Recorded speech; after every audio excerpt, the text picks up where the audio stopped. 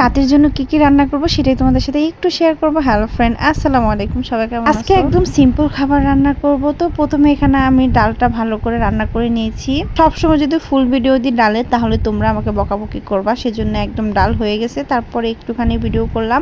তো এখন রান্না করব ভেন্ডি। তো আজকে আমি ভেন্ডিটা ভাজি করব, সেজন্য এখানে আমি প্রথমে কড়াইয়ের মধ্যে একটু পরিমাণ মতো তেল দিয়ে নিলাম, তারপরে পেঁয়াজ কুচি, কাঁচামরিচ কুচি, সামান্য লবণ, সামান্য হলুদের গুঁড়া সবকিছু দিয়ে ভালো করে লাল করে ভেজে নিব। তারপরে এখন আমি এই যে আগের থেকে যে ভেন্ডিগুলো ধুয়ে রেখেছিলাম ওগুলো এখন দিয়ে দিব। তা আমি কিন্তু একদম ভেন্ডিগুলো ভালো করে ধুয়ে পরিষ্কার করে নিয়েছিলাম। এখন সবগুলো ভেন্ডি দিয়ে তারপরে এই যে সুন্দর করে নেড়ে চেড়ে দিব। ভেন্ডি ভাজির ক্ষেত্রে যদি পানি দেওয়া হয় তাহলে কিন্তু ভেন্ডিটা একদম লোট লোট হয়ে যায়, মানে কেমন যেন আঠালো হয়ে যায়, ওটা খেতে আর ভালো লাগে না। সেজন্য তেলের উপর ভেন্ডিটা ভাজি করলে কিন্তু বেশি খেতে ভালো লাগে।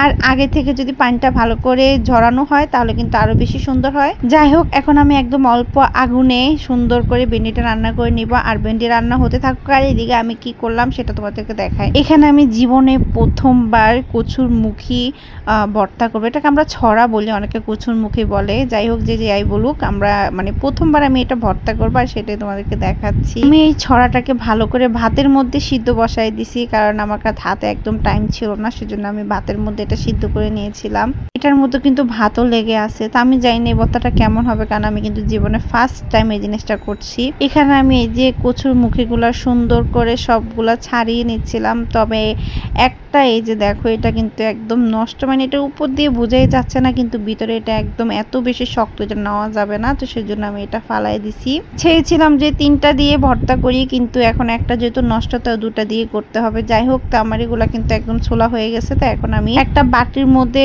একটু পেঁয়াজ, কাঁচামরিচ সবকিছু দিয়ে দিলাম। তবে কাঁচামরিচ না দিয়ে যদি শুকনা মরিচ দেওয়া হয় তাহলে আরো বেশি ভালো লাগে, গ্রানটাও বেশি আসে আর খেতে অনেক বেশি ভালো লাগে। তবে আমার বাসায় শুকনা মরিচ থেকে কাঁচামরিচ দিয়ে যে কোনো ভর্তা করলে সবাই খেতে পছন্দ করে, সেজন্য আমি কাঁচামরিচটা দিচ্ছি। তোমরা চাইলে শুকনা মরিচও দিতে পারো। আমি এখানে সামান্য একটু মানে পরিমাণ মতো একটু লবণ দিয়ে তারপরে একদম সুন্দর করে একদম মেখে নিচ্ছিলাম। যেহেতু আমার কচুর মুখে মাত্র 2টা, সেজন্য আমি একদম অল্প করে লবণ দিয়েছিলাম। এখানে ভালো করে মাখা হয়ে গেলে এবার আমি দিয়ে দেবো পরিমাণ মতো সর্ষের তেল। তবে আমি অনেকটা বেশি পরিমাণে দিয়ে দিছি। আমার কাছে যে কোনো ভর্তার মধ্যে যত বেশি সর্ষের তেল হয় তত বেশি খেতে আরও বেশি ভালো লাগে।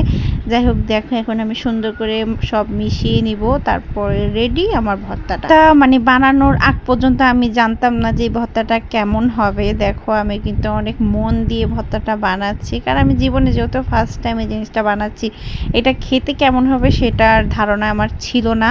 যাই হোক, এদিক দিয়ে দেখো, এদিক দিয়ে আমার ভেন্ডিটাও কিন্তু একদম হয়ে গেছে। তো এখন আমি নামায় ফেলছি। তো এখন কি রান্না করছি সেটা তোমাদেরকে এক ঝলক দেখাই। এখানে ছিল ডাল, ভেন্ডি, কচুর মুখী ভর্তা, তারপরে ছিল ভাত। এগুলোই ছিল আজকের আয়োজন।